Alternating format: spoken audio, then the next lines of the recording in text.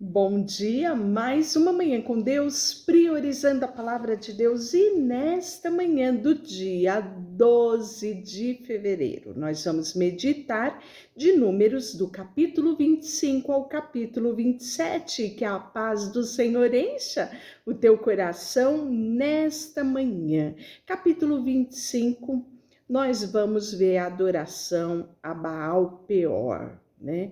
E o zelo de Finéias, né? Habitando Israel em Sitim, começou o povo a prostituir-se com as filhas dos moabitas. Então, estas convidaram o povo aos sacrifícios dos seus deuses, e o povo comeu e se inclinou-se aos deuses delas. Juntando-se Israel a Baal-peor, a ira do Senhor se acendeu contra Israel. E disse o Senhor a Moisés: toma todos os cabeças do povo e enforca-os perante o Senhor, ao ar livre, e a ardente ira do Senhor se retirará de Israel. Então Moisés disse aos juízes de Israel: cada um mate os homens da sua tribo que se juntaram a Baal Peor. Eis que um homem dos filhos de Israel veio e trouxe os seus irmãos e uma midianita perante os olhos de Moisés e toda a congregação dos filhos de Israel, enquanto eles choravam diante da tenda da congregação. Vendo isso, Finéias, filho de Eleazar. Lembra quem era Eleazar? Eleazar era filho do sacerdote Arão, né? Ele era o sumo e passou, após a sua morte, a sucessão a Eleazar. Então, nós estamos vendo aqui a terceira geração, não é? Então, Finéias era neto de Arão, terceira descendência de sacerdotes. Então, levantou-se no meio da congregação e, pegando uma lança, foi após o homem israelita até o interior da tenda e o atravessou ao homem israelita e à sua mulher, ambos pelo ventre. Então a praga cessou sobre os filhos de Israel. Os que morreram da praga foram 24.000 homens. Olha só a quantidade. Então, quando a gente olha a atitude de Finéias, ao primeiro modo, você olha e fala: meu Deus, que brutalidade. Mas olha só quantos morreram por causa da inércia deles de obedecerem a Deus. A ordem tinha sido já dada, não é?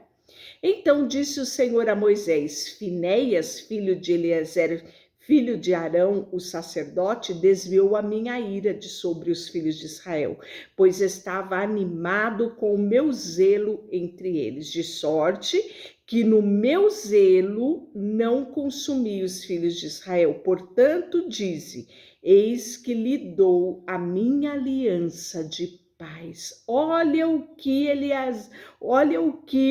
Finéias alcançou diante de Deus pelo zelo que teve em cumprir aquilo que Deus tinha determinado. Ele recebeu aliança de paz. Ele e a sua descendência, desde ele, terão aliança do sacerdócio perpétuo, porquanto teve zelo pelo seu Deus e fez expiação pelos filhos de Israel. Então, quando a gente olha a atitude, né, de Finéias, nós podemos ver que a nossa atitude vai determinar muitas vezes a bênção de Deus sobre a nossa família, sobre a nossa geração. Hoje eu usufruo de bênçãos conquistada pelo meu pai e pela minha mãe. Eu conquisto bênção que os meus filhos podem usufruir, né? Nós podemos ver isso através da vida de Finéias. O nome do israelita que foi morto com a midianita era Zinri, filho de Salu, príncipe, não era qualquer um, era príncipe da casa paterna dos Simeonitas. O nome da mulher midianita que foi morta era Cosbi, filha de Zur, cabeça do povo da casa paterna entre os midianitas.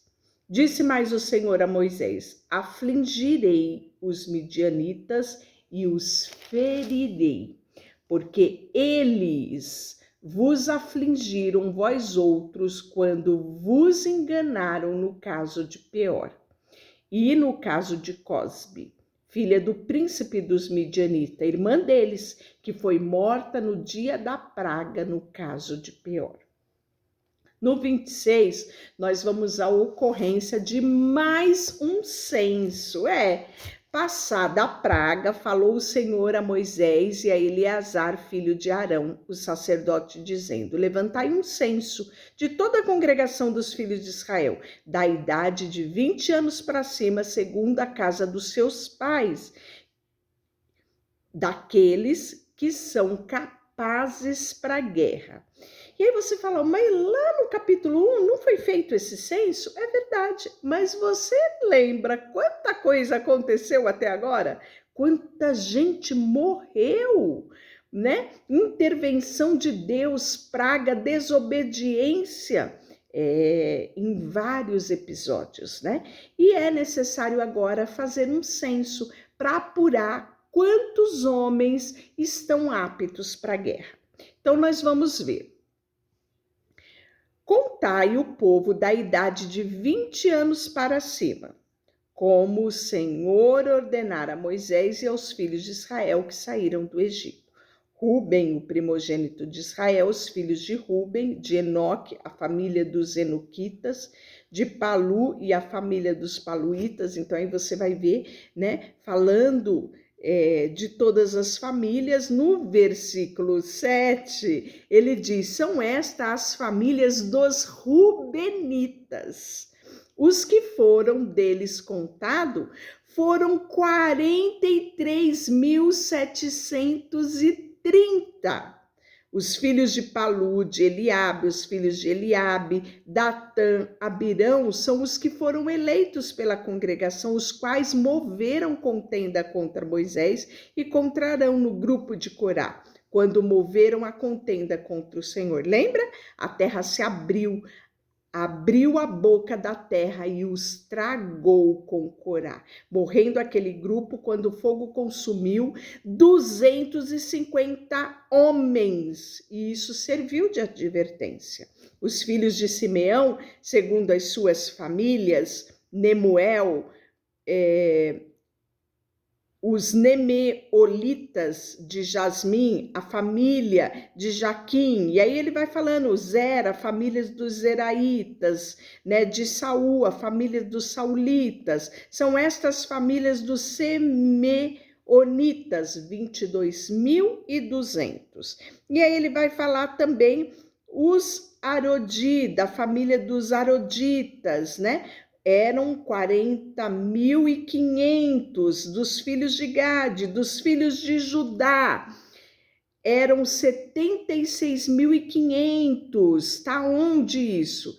Tá no versículo 22 do capítulo 26, no 25 vai falar de Issacar, que eram 64.300, das famílias de Zebulon, 60.500, dos de José, né, que é ali representada por Manassés, 52.700, das famílias de Efraim, 32.500, dos filhos de Benjamim, 45.600, da família de Dan, 64.400, de Assé, 53.400. O total das famílias de Naftali foram 45.400, né?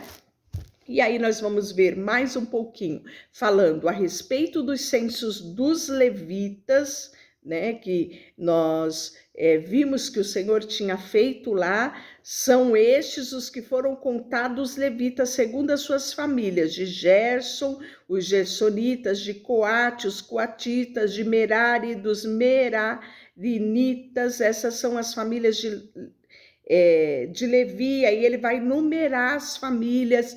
Arão nasceu Nadab, Abiú, Eleazar e Tamar. Nadab e Abiú morreram quando levaram fogo estranho perante o Senhor. Lembra, estava lá em Levítico 10. Os que foram deles contados foram 23.000.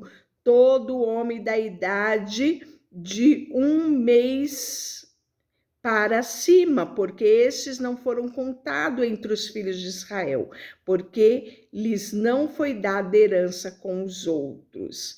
E aí nós vamos ver o capítulo 27, a lei acerca dos direitos das filhas herdeiras. Então, até então, né, nós vemos principalmente em relação aos primogênitos, né, as famílias que tinham homens em sua descendência, mas tinha casos onde só havia mulheres, né? Então vieram quem? As filhas de Zelofeade, né? Eles eram uma família onde não houve descendência masculina, só houve mulheres. Eles eram da família de Manassés, né? E essas mulheres vieram trazer a sua causa diante de Moisés, porque elas queriam a herança que era de direito dos seus pais na possessão da terra, não é? E apresentaram diante do sacerdote Eleazar, do povo, de toda a congregação, dizendo, está no versículo 3,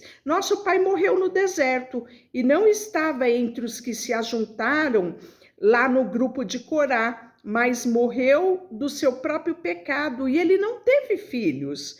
Então ele morreu normal lá no deserto, né? Não foi naquele moitim, porque tiraria o nome do nosso pai do meio da família, porquanto não teve filho, dai-nos a possessão entre os irmãos do nosso pai. E aí Moisés levou a causa delas diante do Senhor, né? Então aqui nós estamos vendo uma demanda de direito possessório e hereditário, não é?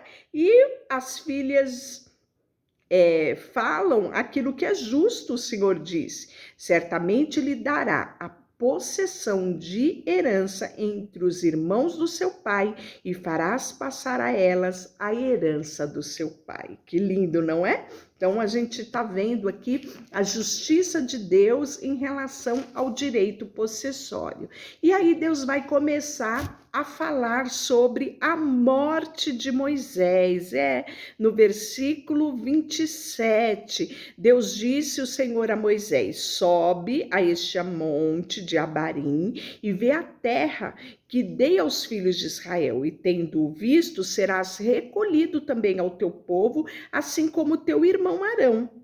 Porquanto no deserto de Zim, na contenda da congregação, fostes rebelde ao meu mandado, e de me santificar nas águas diante dos olhos do povo, né? São estes as águas de Meribá. Então lembra? Deus disse que ele deveria tocar a rocha. E ele ficou tão aborrecido com tanta pressão do povo que ao invés de tocar, ele feriu a rocha, né? Então por conta disso, nós vamos ver que Deus disse a ele que ele não entraria na terra prometida. Mas já havia um sucessor. Quem era ele? Josué, designado como sucessor de Moisés, né? E nós vamos ver que Moisés fez o que Deus ordenou, porque tomou Josué e apresentou perante ao sacerdote Eleazar, o sacerdote, e também perante a toda a congregação. Está no versículo 22 do capítulo 27, né? E aí nós vamos ter uma pausa, vamos falar novamente das ofertas contínuas, né? No capítulo 28. Deixa eu orar por você, Senhor, nesta manhã. Colocamos diante de Ti o nosso coração, a nossa vida, tudo que temos e tudo que somos. Em nome de Jesus, amém. Deus te abençoe.